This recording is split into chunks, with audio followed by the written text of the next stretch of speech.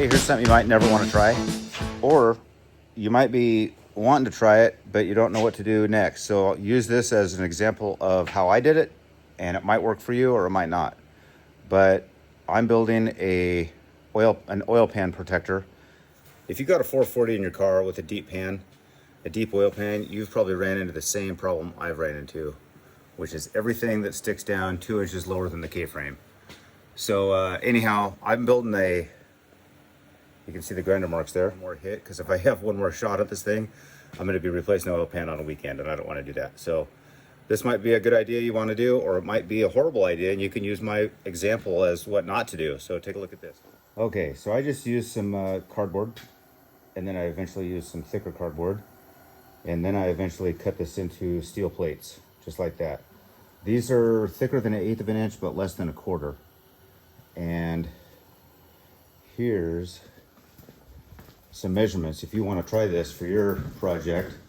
I think it's going to turn out really nice. There's the 3 pieces that it takes to do this. There's a center piece that's 9 inches across, and then of course the left and the right. And this top one over here, this one's just got a little bit of a bow to it, so that's not a perfect line or a perfect straight line. It's got a little bit of a bend to it, and that helps fit the cross. So I cut these out with the plasma cutter, which is kind of nice. Took the grinder to them, finished them down pretty nice. Each one's got its own spot. The left one's different than the right, but roughly it's going to look like that. And it's going to weld in permanently.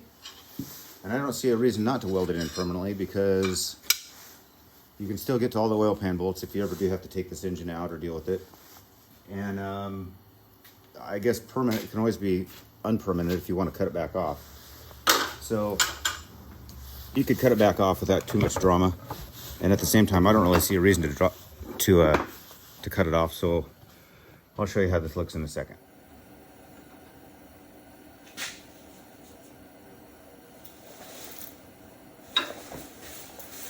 Might want to use ground strap. That will make things well better.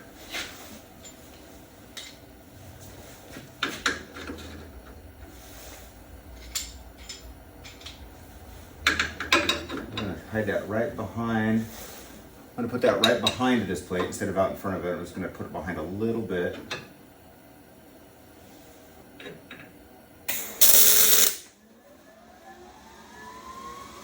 I like it.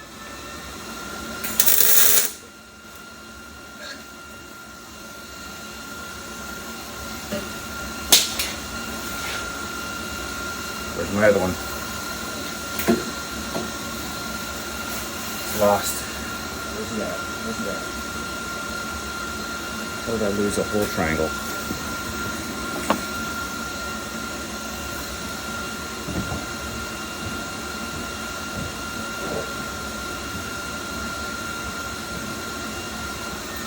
Alright. This is the one that's got a little bit of an arc to it, and that just matches the K member, because this also has a bend to it. So this will fit in very nice. I'm trying to get out and drive my car today, so this is the only nice day of the week we've had. Saturday, my family's doing different things. I'm out here doing this. It's the best part of the day to be out driving a car right now. And but it's also nice just working on your car, so I guess that's not too bad. We're going to put this one off to the side just a little bit. And I'm going to take a grinder to that a little bit later and make it even better. So this is going to work, I think.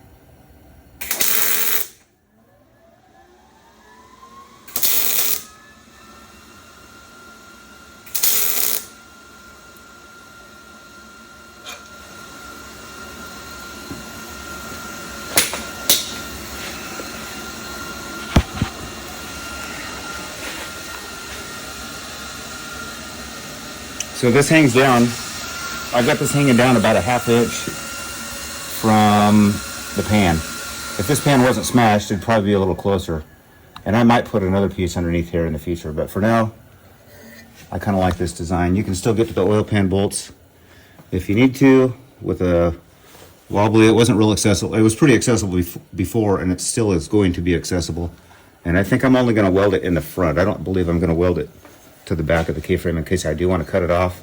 It's real easy to get to out here. And that'll, I hope it's not too low, but if anything, I can trim it off.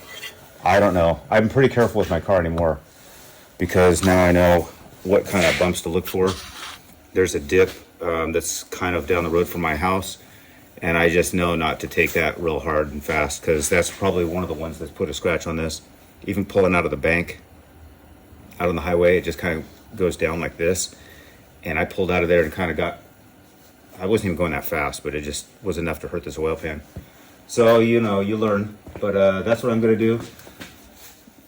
All right, so now at this point, I'm going to pull this thing back off there. These two tack welds will just break off. Now I got all the angles correct for that. I can go put some real nice welds on that and that. And then I'll come back, we'll get a nice weld all the way across this. Across here about maybe 2 inches on here, 1 inch on the top of this side, and then I might do two sections of welds, or I might weld the whole thing in tight. I don't know which. I'll probably do I don't know, maybe we'll put in 2 welds and 2 welds. I'm not sure. Well, let's see how this goes.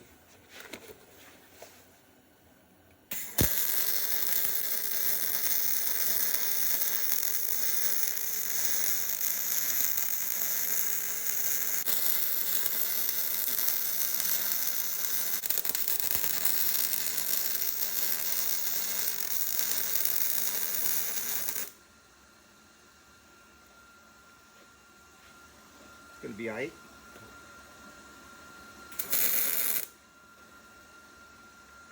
Always wrap your welds, like they say. I'm gonna weld the back side of this as well.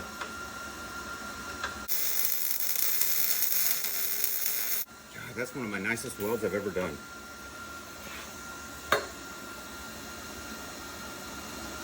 Stacking. No, I'm not gonna say it. Anyhow, that'll work out. Welding it to the bottom of the car is going to be tricky because you're welding upside down. So that weld is going to show my true lack of experience. You know what else you should do today, next time you weld? Put a new lens on your welding helmet. I put a new lens on this and I can actually see out of it, which is a nice little bonus for this project. I realized I was welding with a helmet that just sucked. The lens was it was probably 3 years old, and it was just embarrassing.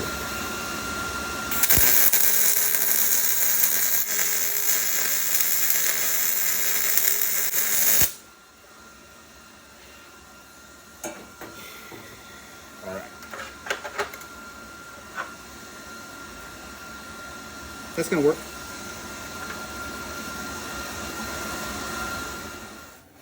All right, she's a little too warm to hold on to.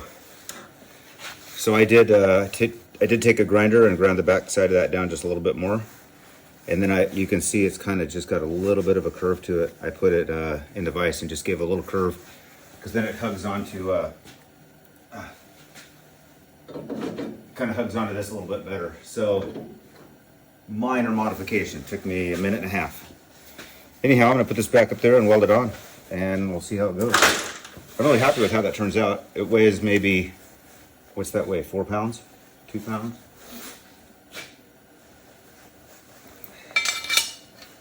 We'll tack this back in right where it was originally. I think I can make that work out. Yeah, that thing looks so nice. And it's nice and level across here too. It's level with the oil pan. So let's just do that. And that.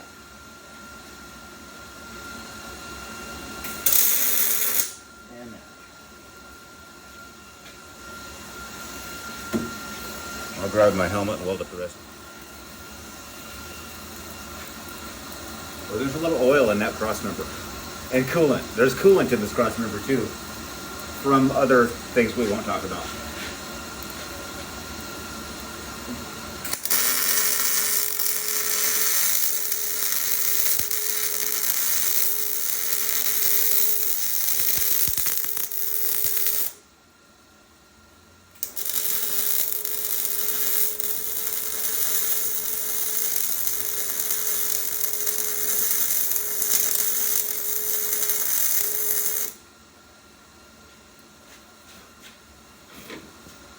Flames. We don't want flames.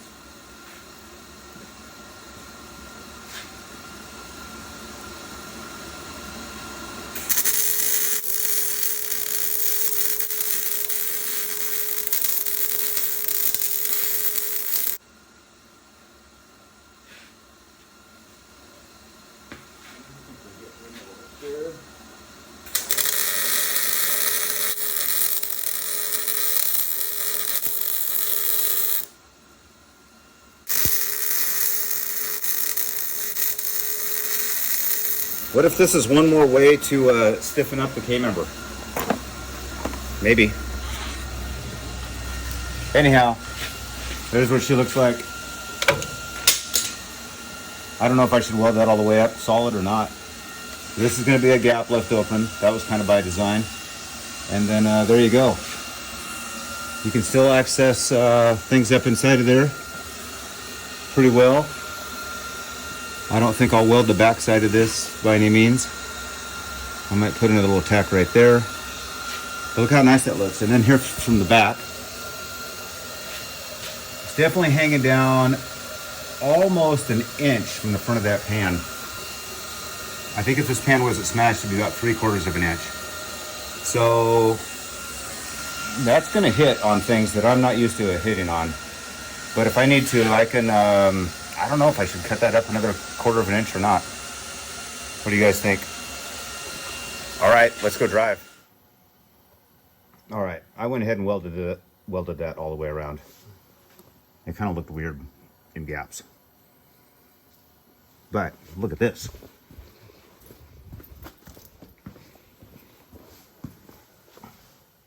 Back here, that looks pretty nice. Anyhow, when you take a shot at the front of that oil pan, it's just a sad feeling. And knowing how much work it is to replace one and expense, it's just like, dang, for my application, I really should have just gone to a, probably a standard oil pan. I was just a little anxious and thought maybe I should get a 7 quart. Anyhow, when I took these torsion bars out, kind of a side thing, when I took those torsion bars out a long time ago and rebuilt the front suspension, I actually just reused the original grease that was in there. There was a pocket of grease in there that was still like beautiful from the day the car was built.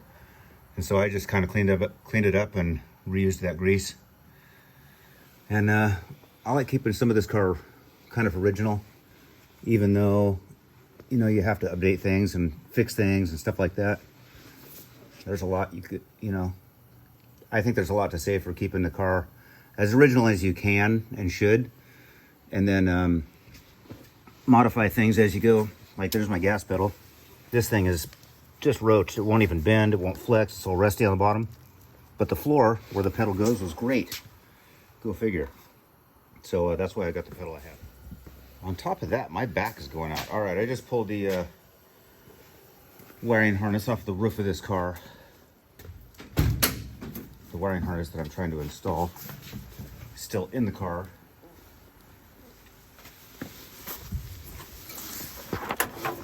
Let's get some of this. Yeah, there's the gas pedal that came across that and I figured this is the right place for that. I'm gonna take a minute for this thing to crank and start up.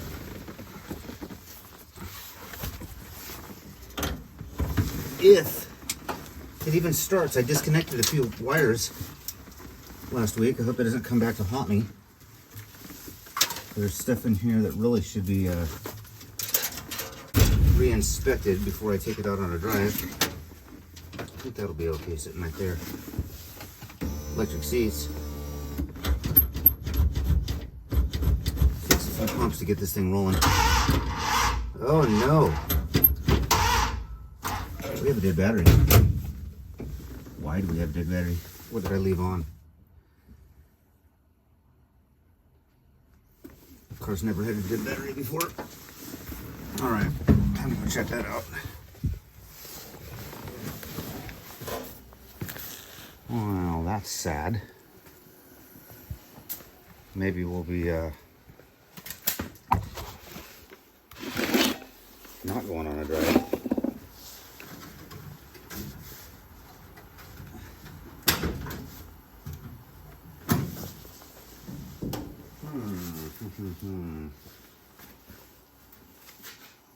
Get out of the driveway, dead battery. I got myself blocked in here with my other car and the motorhome. You know, and it's dawning on me after like 2 summers I have of owning this car. I think I have one video of this car actually moving on its own with me driving it.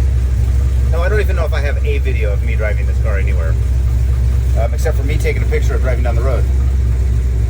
It's freaking embarrassing. So my sons went in the house to get a camera, moved the Honda out of the driveway. I don't even know why.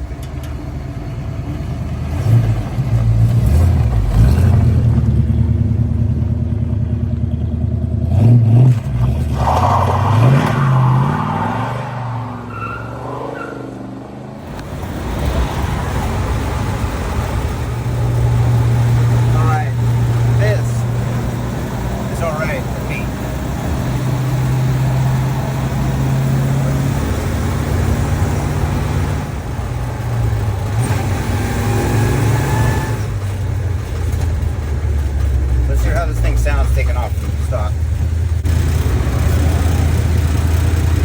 Finally.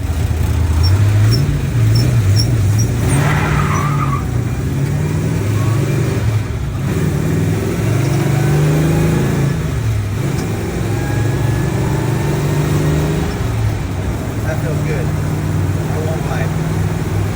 It'd be nice if I had one more gear. But I'm not complaining.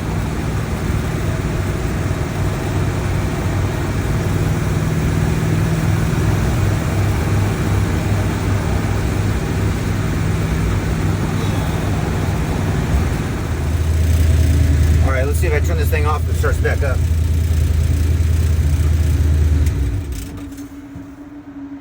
Kind of have my doubts for some reason. Here we go. Oh, she says no. Good thing we didn't kill it because I don't have a good battery on my phone and I'm using my iPad to do all this. So let's go put a battery in this. All right, here we are at the shop.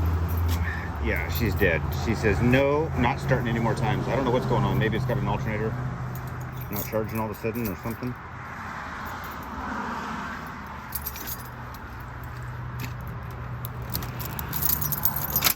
But one of the nice things about being a shop owner is you have a stack of batteries right there. So fortunately, we can get this taken care of pretty easily, at least for today. Turn that off. Now let's go find a back brace, which is what I meant to do coming over here. That's really the only reason I was coming over here is to get a back brace. Now, back brace and a battery. Come on, James, where's the back brace at? Crap, he said it was in the third drawer of his toolbox.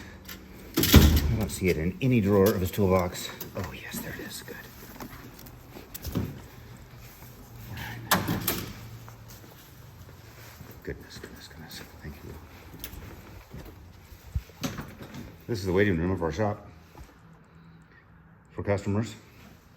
Got a nice little fireplace over there and a whole wall full of music.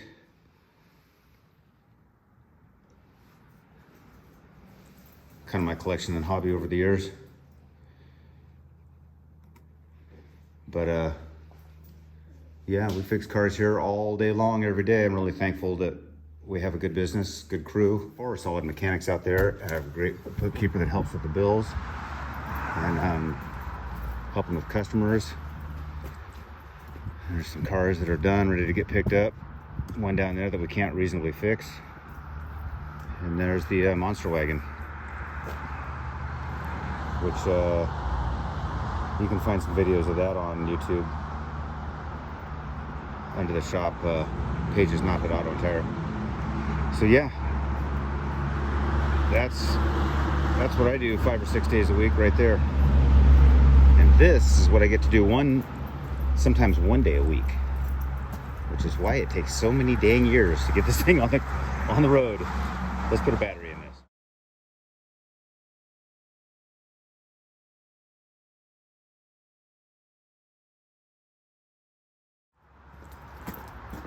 right, let's get a battery put in this car.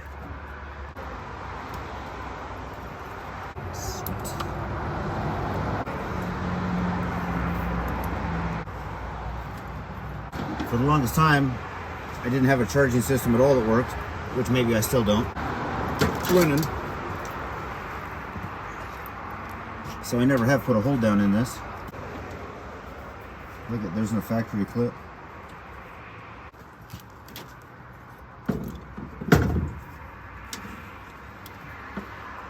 Got a back brace on, so that made it a lot easier to do that. Side, charge it up. All right, so overall, that distance between the ground and the brace is about 3.5 inches, about the width of a cell phone. It's pretty low, but you can adjust it with torsion bars, and I think it'll work out just fine for you. If this is what you're looking for, have a good one.